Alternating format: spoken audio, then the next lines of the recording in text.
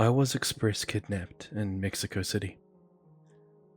First of all, English is not my native language, so I apologize if something doesn't make sense. I've had some weird encounters in my life. I've been robbed, mugged, I've even had some of my personal possessions taken directly from me.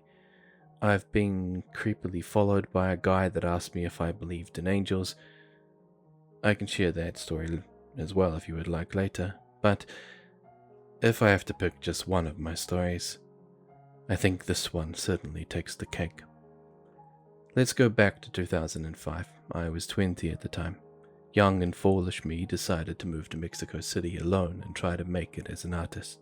So, as many of you know, between 2005 2009, crime really escalated in my country, especially those that were drug-related, as well as kidnappings and muggings. I took a job at a call center to pay for my expenses while I studied. I was breaking even, but the hours were flexible, which allowed me to study part-time, and I was usually leaving downtown, where I worked at around 10 to 11 p.m. most days. One night, I was extremely tired and decided to board the first taxi I saw. Yeah, my bad. It seemed official enough, and after checking it out a bit, I decided to get in. But once I was in, something just seemed off.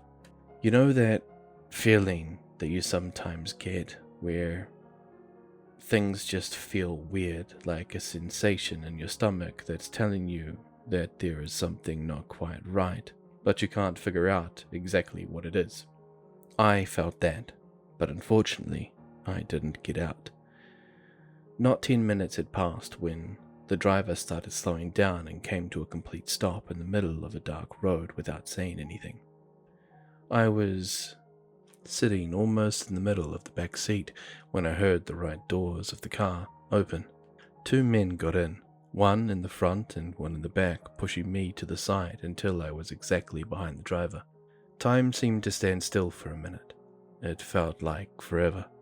And even though life didn't flash before my eyes, like the traditional sense, I could only think of my parents, and I was wondering if I was on my way to die. And then the man next to me spoke. "Keep your eyes closed. We're not robbers or kidnappers." Great, I thought. Then he proceeds to tell me a slightly elaborate yet completely ridiculous and implausible story of why they boarded my taxi. They said they were running away from a car that is behind us. You can open your eyes for a second and see. Do you see it? Just keep still and it will be over soon. We are not bad people. We will drop you off near to where you live. We just need help. Even though I was sure that the taxi driver was part of the scheme, they verbally mistreated him and asked him to shut up and keep driving, although he remained silent and calm the whole way. The guy next to me then hilariously contradicted himself when he started searching my backpack. He also did a body search, checked my pockets, and took out my wallet and called me by name. I never knew I could hate the sound of my name until that point. The guy kept searching, so I raised my hands to show him that I didn't have anything else. The guy on the front seat was a different story. He sounded incredibly jumpy and agitated, maybe on drugs. I wasn't crying or screaming or making any noise, in fact. When I raised my hands, he unnecessarily yelled at me to keep my arms down. I remember thinking to myself, what does he think I'm going to do? Karate chop all three of you and jump out of a moving car? The guy next to me sensed the tension and exclaimed, "So, just try to remain calm. I'm sorry, you seem cool, but things are hard. In any other circumstances, we would have been friends." I almost laughed at this point. I said to him that I didn't condone his lifestyle, but I didn't judge. But as he was keeping my belongings, including my old LG cell phone, I couldn't help but think of the irony of how he, my new best buddy, just couldn't ask for my number as he was stealing my phone. More time passed and the front door guy was unfortunately now in possession of my debit card. How do I know, you ask? Because he yelled, "Tell us your PIN code and give us the right one, or else we will hurt you, you whore." I have absolutely no idea what overcame me at this point, because my response to him was, "Don't talk to me like that." It baffles me that in a moment of extreme danger, when my life is literally on the line, the fact that someone was being rude to me was what bothered me the most. Hey, you can be a killer or a robber, but have manners. Yeah, don't talk to her like that, the guy next to me said. It appeared to be a good cop, bad cop situation. I proceeded to give them my PIN, and the jumpy bastard got out of the car, took out the money. It wasn't a lot, but hey, I worked hard for it, so it still sucked. Typically, in express kidnapping cases, they drive you around for hours until it's midnight, and then they get the rest of your money out of your debit or credit card. I didn't have much to begin with, so thankfully, they seemed to be ready to drop me off. I knew at this point they weren't going to kindly let me go near my place, which I feared for a second since they did have my wallet, but the human diapers actually dropped me on the opposite side, almost 2 hours away. They gave me back my empty backpack, opened the door, and told me to slowly walk without turning around, and just keep walking until I knew the car was far. When I finally felt safe, and then I sat on the floor in a dark park and started crying, mostly because I was relieved. The next part was the biggest challenge. It was me trying to get to my apartment without my money, cards, or cell phone. The only thing I could think of was to jump in front of a police car in the middle of a busy avenue. In my defense, I wasn't exactly thinking straight. It worked. They stopped, and one of them seemed aloof and fed up, like, oh, another girl that was robbed. Hooray. Thankfully, the second police officer offered to switch to his personal car and drive me back to my apartment, as I was clearly in shock. He kept trying to make polite conversation about my hometown and what I did for a living. He even offered me some money, but I declined. I was truly thankful for what he did, and I regret not asking for his number so I could contact him afterwards, bake him some cookies, I don't know. I just really hope that he continues to have an amazing life, one he deserves.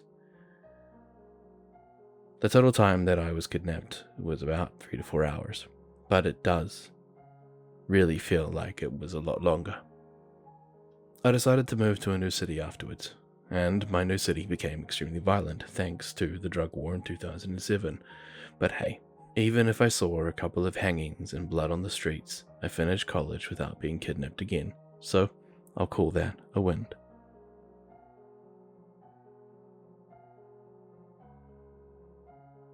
College trip to Mexico gets weird fast. First time poster here.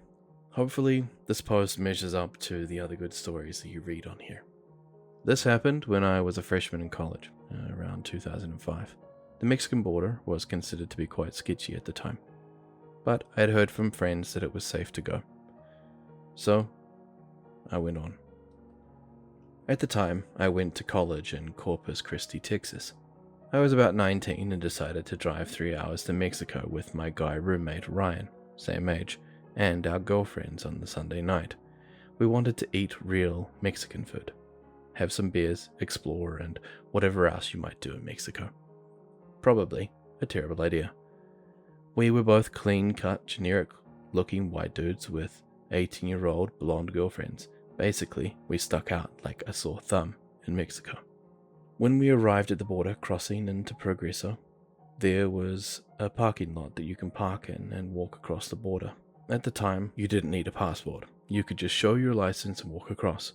As we were all talking to the border agent and showing our IDs, he gives us a very concerned, stern look, the way a parent would look at their children knowing they were about to make a stupid decision. Very seriously, he asks us what we were planning to do. After we tell him, he just pauses and says, "Please be very, very careful." I felt a tinge in my stomach, but brushed it off and kept walking across the large metal bridge that was illuminated by high-powered lamps. As soon as we crossed the border, it's a total different world. Streets were dirty, not paved, not well lit. People were loitering around in the corners and shadows, selling things on the street, etc. We walked out about 100 yards in and are immediately greeted by some strangers on the street. The man is late 30s, muscular, stalky, with heavy Spanish accent, but can speak broken English. He is very chatty and wants to be our new best friend. He claims he knows the best restaurants, the best bars, and can show us a good time. I am immediately creeped out by this guy, but nobody else in our group is getting bad vibes at this point. He just seemed overly friendly and very eager to help us. Note, this kind of behavior sets off alarm bells when I travel now.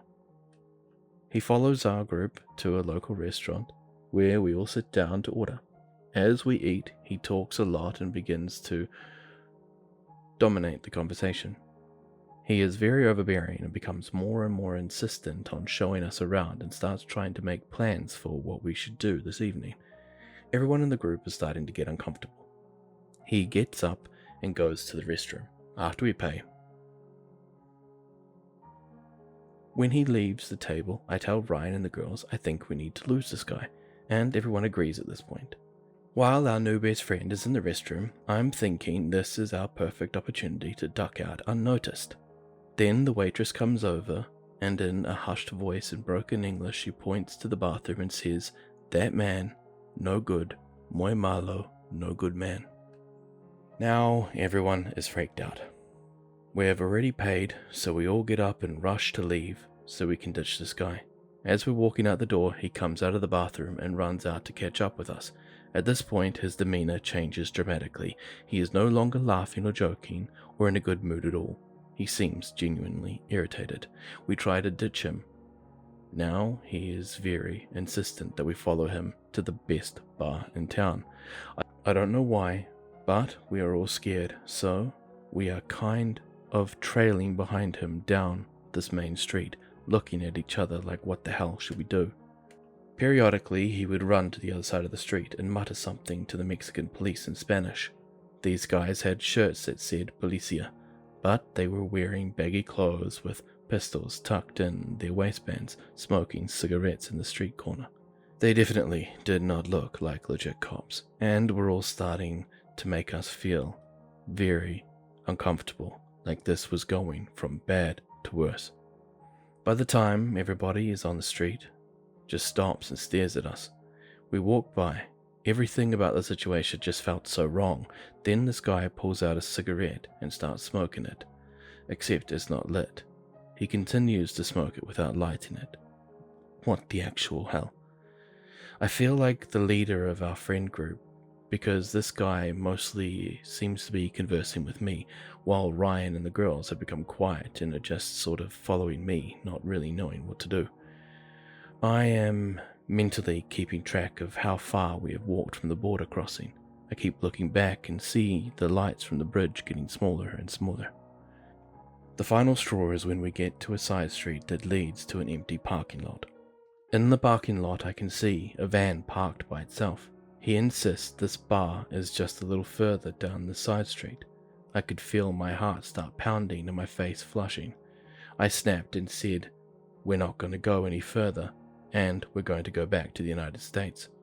I looked at my friends and told them to start walking back towards the lights. We start walking away with this guy getting visibly more angry by the second.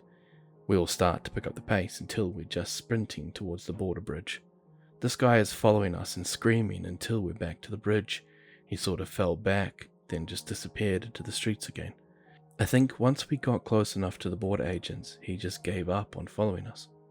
We had only been there a total of maybe 2 hours, but I had my fill of Mexico fun.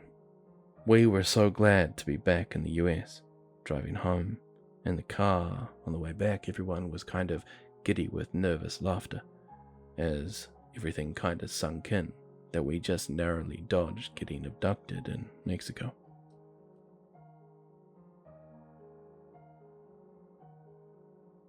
Almost kidnapped in Mexico. This happened when I was 6 years old, and I remember everything so clear. So back when I was younger, my grandparents and uncles would take my little brother and I with them on weekend trips to the city of Tijuana, which is located near the border of Upper Mexico, known as Baja California. When we would go, we would get spoiled rotten by my grandparents. It was so much fun to go to all these local supermarkets, filled with all kind of vendors from fruits to household items. My favorite part was going to the taco stand for tacos and quesadillas. That day our uncles wanted to get a haircut, so we went to the family barber. The only issue was the crime in this area, since it was in a more unfortunate area. We parked a block away at a parking garage and walked our way to the barber shop. I was holding my grandfather's hands and my little brother was holding mine, and my grandma's. Let me just start by saying, before I go further, there has been a situation where children who looked decent, like they got money, get kidnapped by gangs. We were literally a few steps away from the barbershop when I felt someone tug on my little shoulder so hard it sent me back a little, making me tug on my grandpa's arm. Right away my uncles saw what was going to happen, so they started punching the guys. Even my grandma started hitting them hard with her shopping bags, while holding my little brother near her waist tightly. My body felt like jello. I thought my legs were going to collapse. I was so scared, and it happened so fast. Afterwards, I stopped going for a few years because of that. But those guys who tried to abduct me, let's never fucking meet again.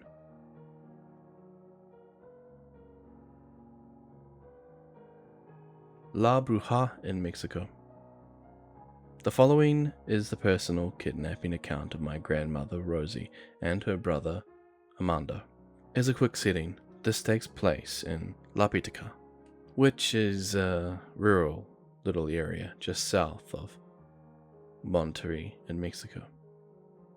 From here on out, I will tell the story as close to word per word as my grandmother told me, my brothers, to keep it as authentic as possible.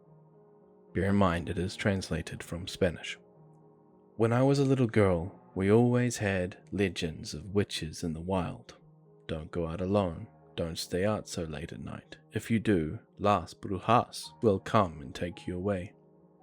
My mama would tell me and Armando these things every day.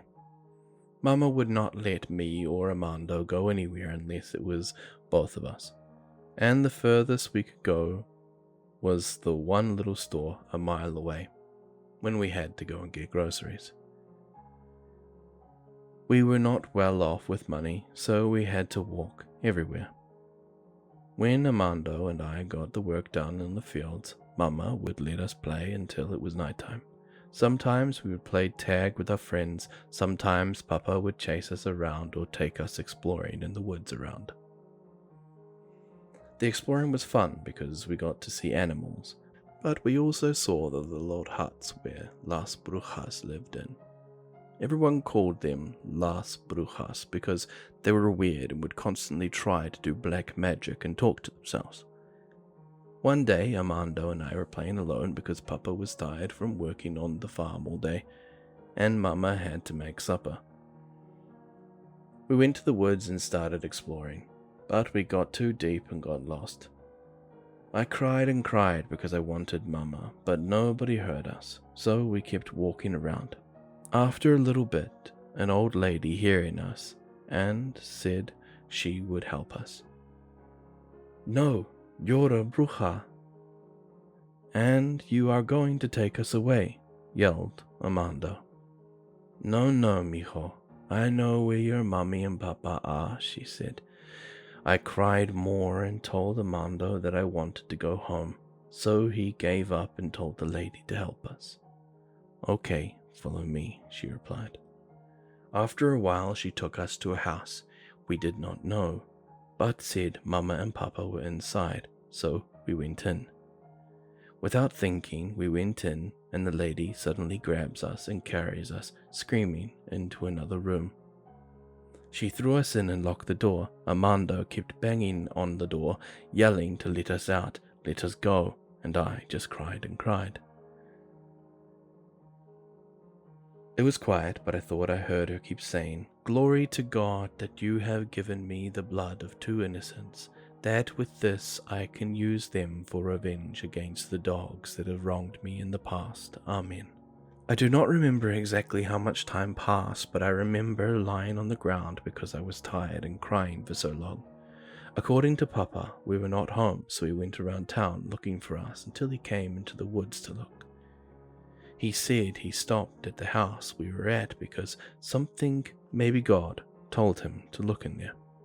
When Papa called out to the house inside, the bruja kept yelling at him to go away, but he said he thought he heard Armando, so he broke inside and looked around. He found us and he said he heard banging, which showed him where we were. When he found us, he hugged us and took us away, telling the bruja that if he ever saw her again near us or our house or the children again, that he would kill her. Mama was crying so hard when we saw her that it made me cry again too. Papa yelled at us for being dumb and going out so far, and Armando just looked at the floor. After that, Mama didn't let us go out alone anymore, without her or Papa, until we were teenagers. Every day I thank God for not letting me and Armando get into more danger that day. I do not know what the bruja wanted. I don't know what she wanted to do with us or what her plan was. But I do not want to know either.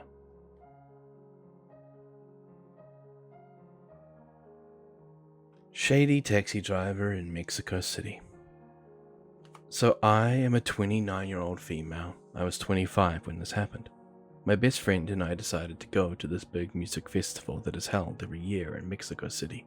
We both live in the country's second largest city, and he actually lived there for a couple of years before, so we didn't think much of it and went. The last day of the festival, we exited with the crowd, so the streets were pretty much collapsed and in mayhem. Uber was completely overloaded and waiting times were over 2 hours, so we decided to hail a cab. Now, there were a lot of taxis in the street, but the fares were ridiculously high. I'm talking 10 times the usual price for a 10-minute ride, so we were like, hell no, and kept asking the next driver after next.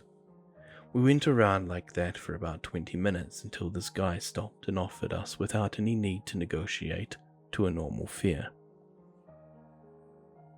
This should have been a warning sign for us. There are an awful lot of horror stories starring cabs in Mexico City.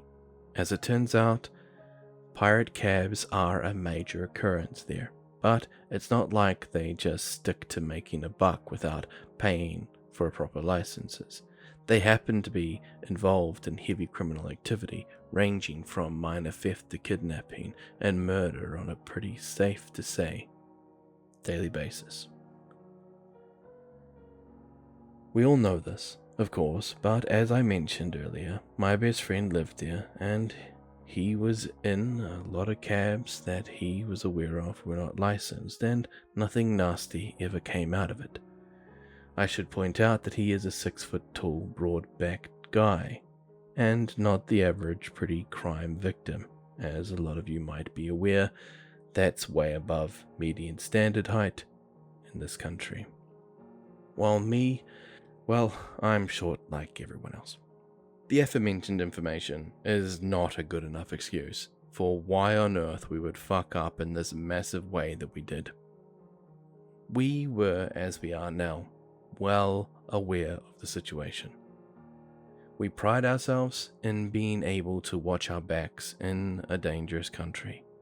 We even had the money to hail one of the other cabs, but still, we were just happy, still from the high of the festival, and figured we could get some dinner in our hotel with that money instead. So we got in the stupid cab. As soon as we were inside, I swear I could feel the sudden and sinister shift in the atmosphere. The guy actually pretended to not know where the hotel was, and get this, the hotel was inside the fucking airport.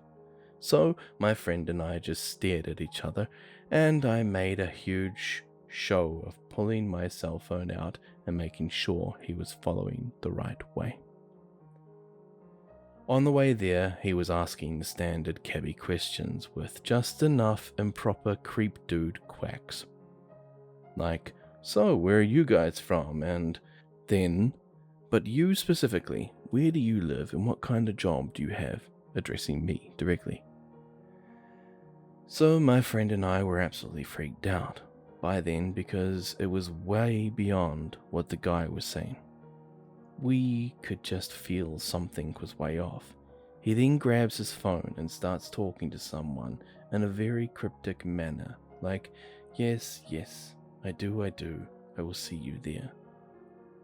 By then, we were sure, and appalled by the fact that he was going to take us to whoever the hell was on the other side of that phone, to do whatever the hell they wanted with us.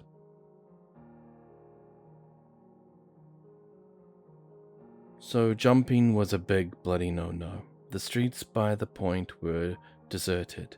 He was driving pretty fast. Even if we could, the streets on the outskirts of Mexico City at 2 a.m.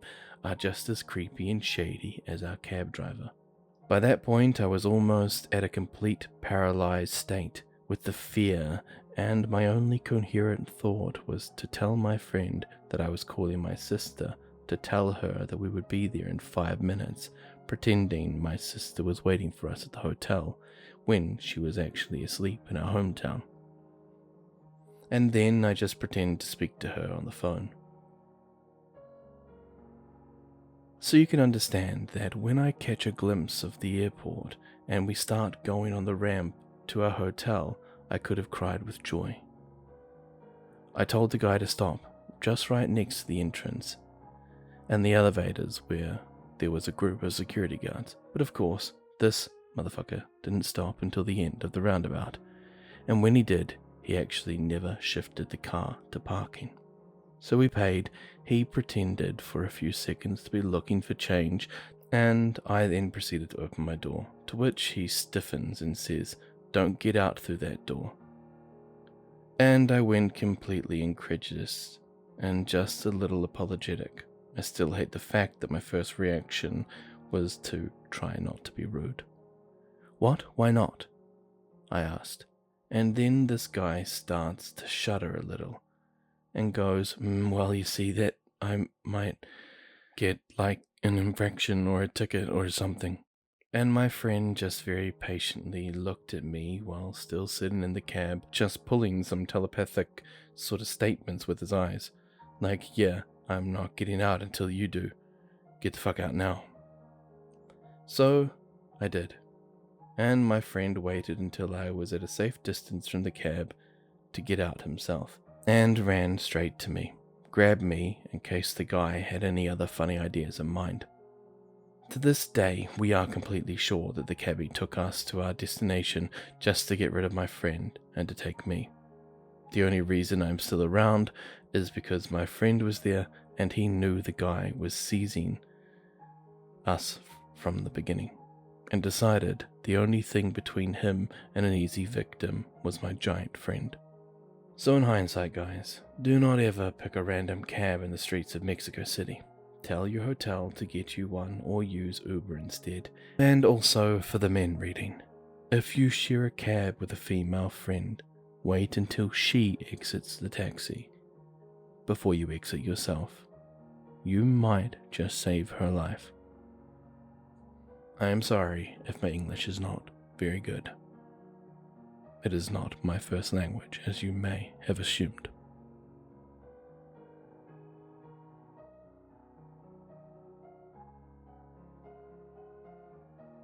Abducted in Mexico City. This happened to my father when I was a young girl in the early to mid-90s. My dad was in pretty good shape, about 5'10", and in his mid-40s. He had a fairly high-up government job that frequently took him to Mexico. This particular trip had him working in Mexico City. One night, he and a co-worker went out to dinner in a kind of a touristy area. I think it was called Zona Rosa. They went to a few bars after dinner, enjoying the city, and then decided to take a taxi back to their hotel. So they were in the taxi when it stopped at a red light. There was a police car waiting in line behind them. Suddenly, two men from the street ran up to their taxi and the driver let them in. They attacked my dad and his friend, demanding their money and jewelry. Now, my dad was pretty strong, so when he started kicking the men, it probably did some damage. That's when the men started stabbing him with a rusty screwdriver that they had for weapons. His pants were tethered in blood from all of the stab wounds. Meanwhile, the police behind them, who have a clear view of what's happening, do absolutely nothing, and the taxi speeds off with everyone still inside. The attackers take both of their wallets, watches, wedding rings. Now the men are angry because there isn't much cash. They drive around the city, hitting my dad and his co-worker over and over while demanding the PIN numbers from their credit cards. My dad's co-worker, who spoke Spanish, kept trying to tell them that they didn't have PIN numbers, but this made them angrier. They had no idea what these men had planned for them as they drove them around the city. Finally, they stopped in an unfamiliar area next to an 18-wheeler. The men dragged my father and his friend out of the taxi and told them to crawl the way underneath the truck. Then both men jumped back into the taxi and finally sped away, leaving my dad and his friend stranded in a sketchy part of town with no money. Eventually, they got yet another taxi and went back to the hotel. My dad immediately packed his things and took the next flight home. I remember him sitting in our kitchen table, looking so pale and disheveled. I had never seen him like that before. His wounds weren't too serious, but he needed a tetanus shot and ended up going to counseling. Despite what happened, my dad didn't let this experience scare him away from going back to Mexico City. He was just very brave and continued to travel there for work until his retirement. He's always said this could have happened to anyone in any city, but it's still one of the scariest things that has ever happened to my family.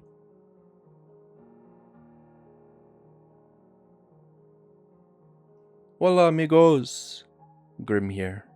Congratulations on making it to Wednesday. We're halfway through the week. You know what that means for normal people who work the Monday to Friday, unlike you weirdos who work on the weekend. You've almost got a weekend coming up. So, I hope there's something that you're looking forward to. And for those weirdos who work in the weekend, I'm sure your weekend is probably somewhere in the week, which I'm hoping is either already happening right now on Wednesday, or you're not far from it, so you can look forward to it too. I hope you enjoyed today's video. It is another one from the amazingly terrifying encounters of those that have been to or live in Mexico. As I said in my last series of videos, this is not me trying to scare people from going to these beautiful places. This is just people putting their experiences up online and me finding them for the week of the country that I've picked. So anyway, if you liked today's video, please do the usual thing, like and subscribe. I've got more videos on my channel. If you're interested, feel free to look at them. They should be there approximately now. And I've also got my playlists on there available if you want to binge everything that I've ever released. Okay, so I'm going to stop now. I'm dragging this out well and truly too long. So please, have yourself an amazing night or day wherever you are. Be safe. And, as always, I am Grim, and I'm, well, signing off. Adios, amigos.